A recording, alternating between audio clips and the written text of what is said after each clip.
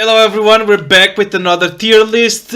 This time a lot has changed in the game. We got a big balance patch. We got the addition of two new units introduced to the game. The most recent one, Abyssal Ufine and Nakwal. Both really strong and impactful in the meta. Especially Abyssal Ufine. I highly recommend people pulling for her. She's actually insane. I would consider her a must pull at this point.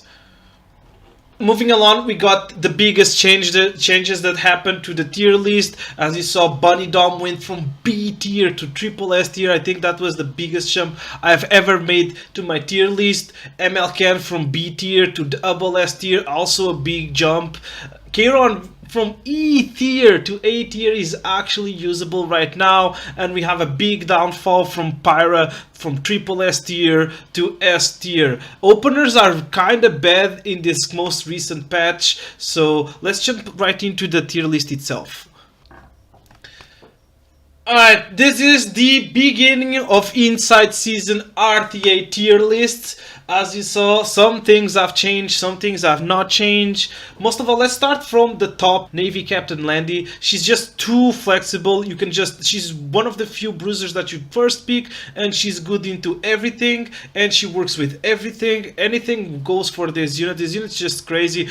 We all know her high roll is unbeatable. Her low roll is okay, right? She's just the best unit in the game. Followed up by Briar Witch's area.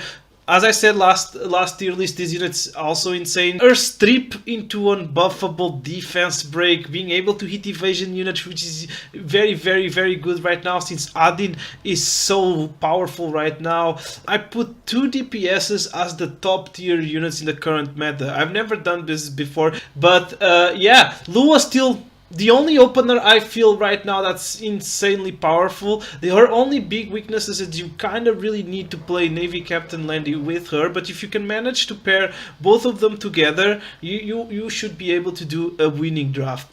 ROL Adin, guys, trust me, pick ROL Adin every game and you'll do really well. Followed up by Karina, obviously, and the first new addition from the 2 units that I added to the tier list, Nakwal. I put Nakwal triple S tier. I think she's amazing in aggro playstyle. There's one weird thing about her though, her win rate is terrible. She has like one of the weakest win rates in the game, but I feel like it's because her playstyle is not the easiest, probably has the most high gear demanding. So how do I say this? Like the average player will make her look bad, but her top end, right, the higher level players, the players with the gear and such, will make her look amazing. She's insane versus all these counter shenanigans going on. There's one big flaw with her. If you want to play Nakwal, you have to pre-ban Adin, right? Because if you S3 Adin dodges, it gets attack buff. It's just too menacing. It's not worth fighting her with Nakwal for sure, even though Nakwal can S2 seal her, but Adin will always be paired with Soul Weavers and stuff like that. So yeah, I think she's insane. Really hard to play, but if you manage to play her successfully, you'll do very well. She stops MLCan, she stops Navy Captain Landy, she stops Lionheart Sermia, she stops Abyssal Ufine, right? She stops most of the annoying things to deal with nowadays. She even stops Gala, right? She can wear Guiding Light, she can do a lot of things, but her win rate is really bad. But I think it's because her gear requirements are high, her draft gear requirements are high, and she's not the easiest to play. Zioran obviously will always stay there. Spectene, surprisingly, she's still amazing. Obviously, you need a Bellion pre-ban type of drafting, even maybe Navy Captain Landy pre-ban to play her. But if you pre-ban both of those, or you pick Navy Captain Landy and then pick Stene, she is still very good. AOL, we all hate AOL. Please delete this unit from the game. Mediator, also still very strong, but I feel like Mediator is another step close to being demoted to double S tier, but I mean, he's an unstoppable cleanser, one of the few in the game, very tanky attack buff, so he still has a lot of value. Bellion also moved up to triple S tier. Her win rate is insane. She denies an entire playstyle, an entire mechanic of the game, so she will all forever be high tiered. And Bunny Dom, right? I did said she had the biggest jump I've ever done in a tier list. I feel like Bunny Dom shaped the meta a lot because she is pushing openers away from being such an oppressive 1-2 picks, right? And forcing people to slow down. That on itself makes her very, very valuable. And not just that, she's insane versus units like Nakwall, right? She's insane versus units like Conqueror Lilius. She's insane versus units like Spectene. And not just that, you can also play in a very aggressive playstyle with her, since she has a CR boost into attack buff, right? That is a halfway moment to cleave your opponent. And another thing I like about Bunny Dom a lot is that she does not have high gear requirements. All she needs is immunity. Immunity 100% needed on this unit, and I think her best use is to be at like 260 speed, so you can do the CR boost attack buff and surprise your opponents with an aggro cleave draft. But other than that, she doesn't need much stats. I do 100% think she needs immunity though. And that will conclude the triple S tier. And we move along to the double S tier. This is also a new additional Abyssal Euphine. She's in the current Mystic banner. I highly recommend everyone to get this unit. I've found out, talking to other players, that there's a new Exodia right now, which is if you pre-ban Briar Witch's area, you pick Arwell Adin plus Abyssal Euphine, and you basically have Exodia. It's really, really hard to punish that draft. Scarwell, Adin, Abyssal Euphine have insane synergy together, and they will beat most drafts out there. I 100% recommend pulling this in. I think she's a must pull. She's a Politis that's also an hyper carry. That was one problem with Politis. Politis was very one-dimensional, right? Yes, she denies CR boost, but she was aggressive and squishy, which basically means if you don't win after you deny the CR boost yourself on an S3, you probably lose. Not probably, you most likely lose. But no, Abyssal Euphine denies the CR boost while being an hyper carry. That's very, very, very strong. I 100% recommend pulling for this unit. She's not the easiest to play though, but she's insanely strong versus aggro. She pushes.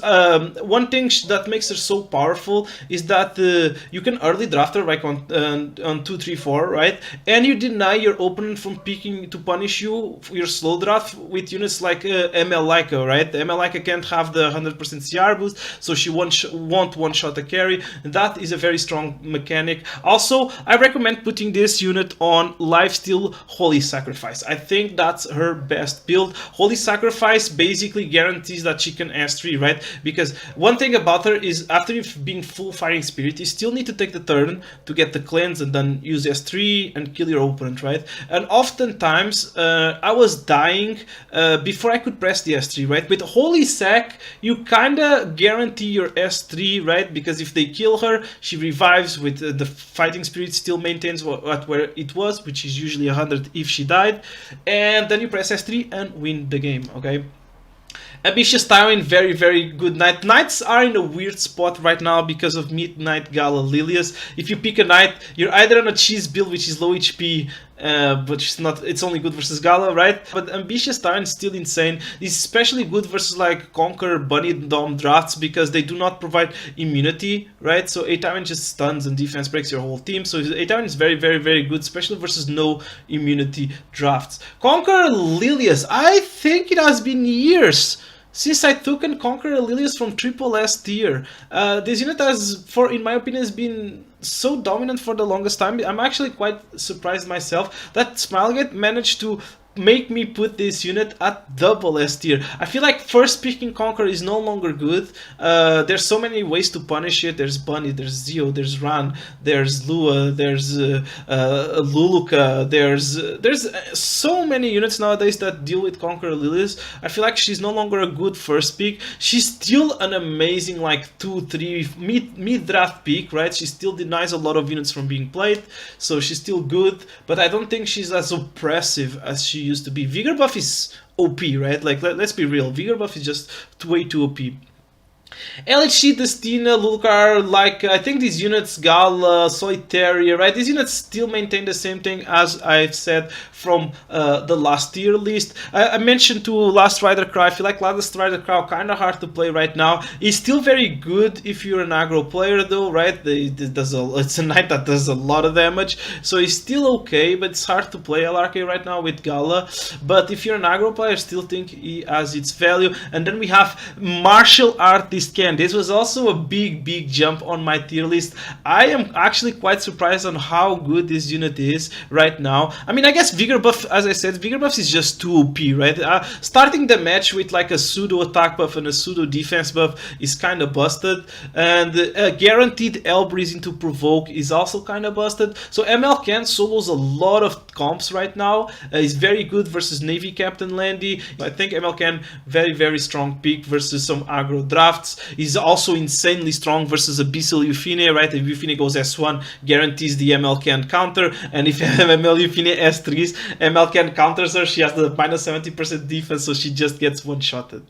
Yeah, and that basically concludes the double S tier. Everything else kind of stayed the same in terms of value and priority, etc. And now we move along to the S tier. A Ravi, I'm pretty sure next time I update this tier list, I'm gonna demote a Ravi to A tier unless something changes. But I feel like more and more, every time a new unit comes out, they're good versus a Ravi. Every time a new unit comes out, they added injury, control, kill a Ravi, so I feel like eventually I'll just move her to A tier. And now there's a big follow-up for a big change I did on the tier list. Pyra. Pyra went from triple S tier to S tier. That's a big demotion on the openers, right? And that's a consequence of Bunny Dominion, right? If Bunny Dom, if you have Pyra, right, the US2, Bunny Dom, boom. Skill nullifier, immunity, cleanses everything. She just feels useless. She still has the other weakness like DGB, etc. It's not like, for example, it's not like Ran, right? Ran versus Bunny Dom, it's different because Ran gets the extra turn first and then does the strip. Pyra is the other way around, right? Pyra does the debuff strip first and then does the extra turn. So she's really bad versus Bunny Dom. She still has some value, right? Because of her high base speed. If you put her on really fast gear, she works against some aggro draft as a late pick, and that's the reason I maintain her S tier. Another mention on the S tier is Elena. Elena is actually really powerful right now. She's really good versus some Knockwall drafts, right? Because she's blue, so Knockwall has to land on her. Right there, you put a 50-50 check on the matchup. It's not ideal, but it's better than nothing, right? And because Knockwall's strength is her debuff bind, right? And if you S3, Elena S2s, and then she cleanses the bind.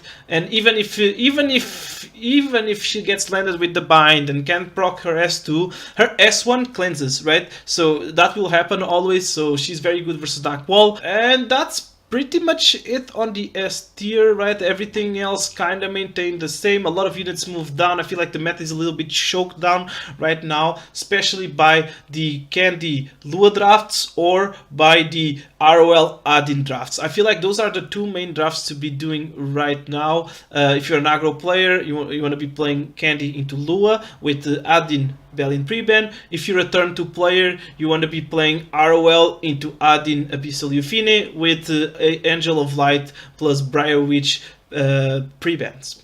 Another mention on the A tier is Kieran. Kieran also got a big jump, right? I put him E tier and he jumped to A tier. He's actually surprisingly not bad right now. He's decent versus MLND drafts, Spectanet drafts, because they fixed one of his biggest weaknesses, that ML Kieran first turn is not full fighting spirit. If you play ML Kieran, you'll notice this. On his first turn, he's like 95. When he gets his first turn, after the opponent goes multiple times, right? He usually almost always, you'll notice this if you play ML Kieran. He almost always he has 90 fighting spirit. He doesn't have the 100 to proc. But right now, you can press S3 even if you're not at full fighting spirit, and you'll still have almost max value damage. So they kind of fixed his problem there. He still has a lot of weaknesses to debuffers, to strippers, right? To Angel of Light, etc. But he's surprisingly not bad. He has his uses in some drafts, and 8th tier, basically nothing much changed, everything kind of stayed the same. And yeah guys, that's gonna be it for my RTA tier list, the beginning of Insight season, and I'll see you guys in the next update of the tier list, which will be around after the next balance patch. Thank you so much for watching. I hope you guys enjoyed it. Like it, subscribe, leave your comments down below, and I'll see you guys in the next video. Goodbye.